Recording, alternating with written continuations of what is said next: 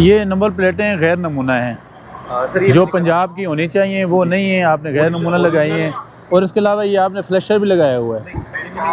जिससे मैंने खरीदे एकदम से मैंने उतार दिए थे। लेकिन ये ना बिल्कुल रिमूव करें, ओरिजिनल नंबर प्लेट लगाएं, ठीक है। और ये काले शीशे नहीं है सर, ये बहुत कमज़ोर है। नहीं ये गलत। ये कमज़ोर है, इतना तेज नहीं है।